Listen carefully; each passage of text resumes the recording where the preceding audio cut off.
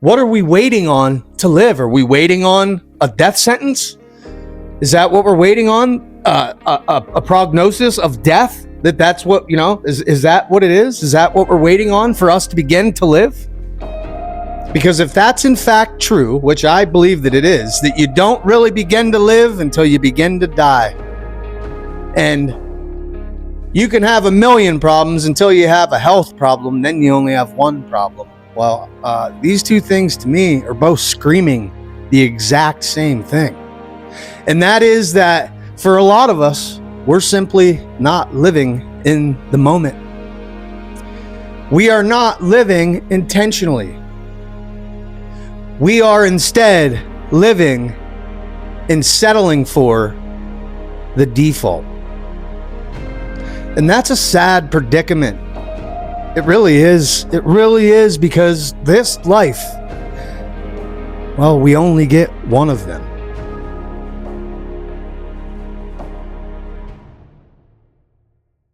So I've heard a couple phrases, a couple sayings lately that really got me thinking. And the first one was, you don't begin to live until you begin to die. You don't really start to live. You don't really begin to live until you begin to die. That's a pretty powerful statement. Or how about, you can have 1,000 problems until you have a health problem. Then you only have one problem. Well, I was thinking about these two sayings, and there's a commonality between them that's very interesting. And I think that the current condition for a lot of people lies in the understanding of this very thing, this very commonality of these two sayings. Because if that's in fact true, which I believe that it is, that you don't really begin to live until you begin to die. And you can have a million problems until you have a health problem, then you only have one problem. Well, these two things to me are both screaming the exact same thing. And that is that for a lot of us, we're simply not living in the moment. We are not living intentionally. We are instead living and settling for the default. And that's a sad predicament. It really is. It really is, because this life, well, we only get one of them. And so this is a pretty big deal, I would say. This is a big deal. Because for a lot of people, we're so caught up in the rat race.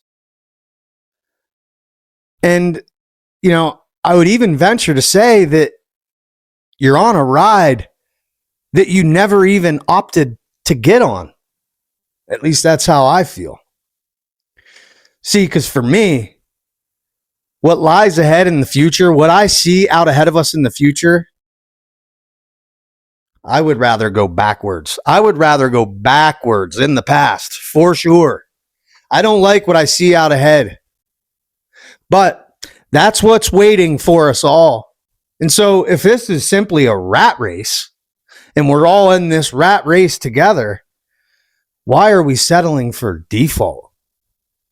And yeah, I understand. I get the main factor here, which is security. So we're exchanging all that life has to offer us for this one thing, security. And what is this security exactly?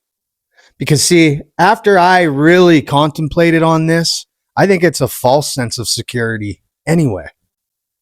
And so if we're giving up this one thing that we all have and we only get one of for this illusion of security, what are we doing? I think instead we should all live a little.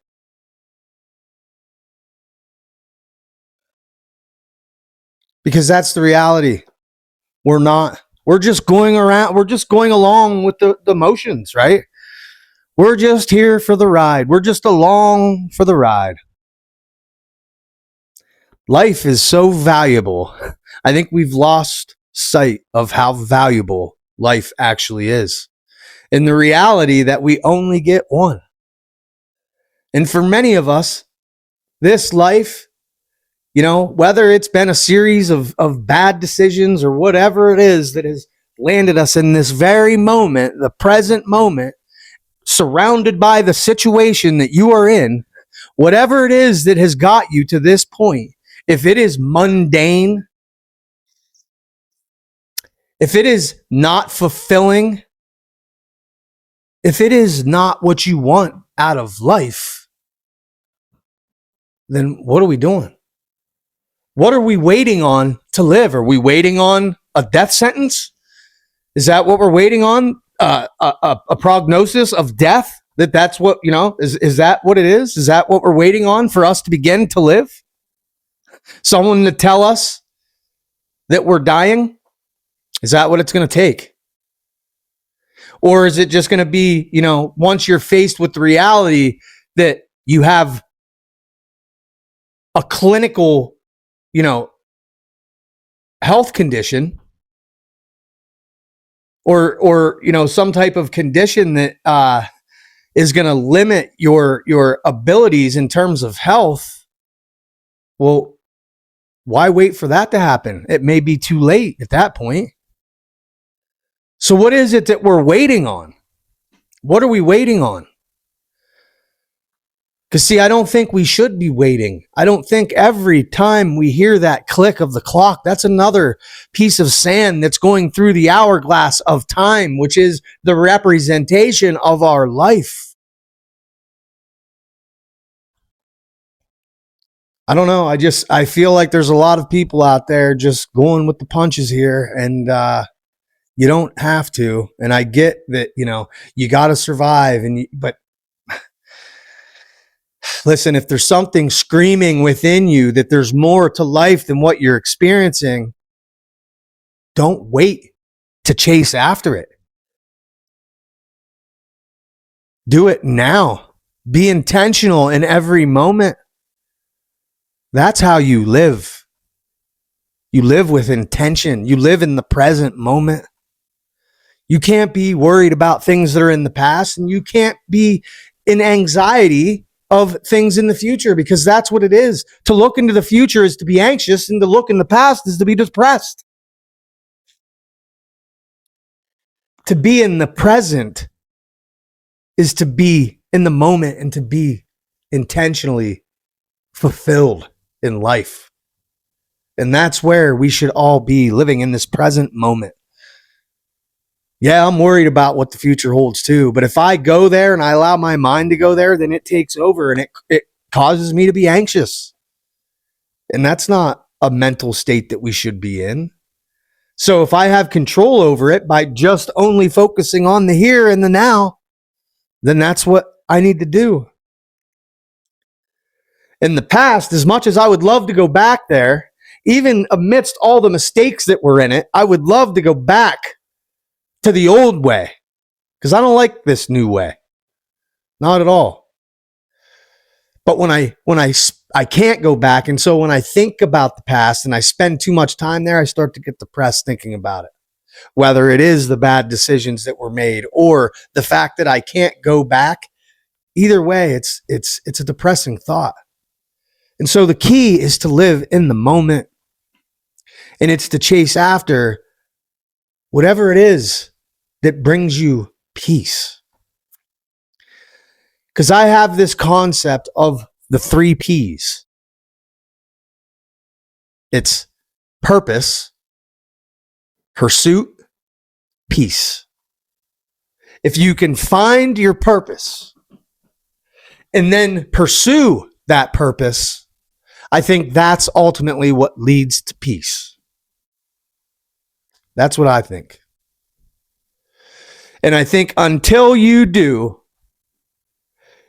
you are never going to feel fulfilled in this life. And I hate to break it to you, but do you know what awaits every one of us at the end of this journey, it's a deathbed. That is what awaits us all.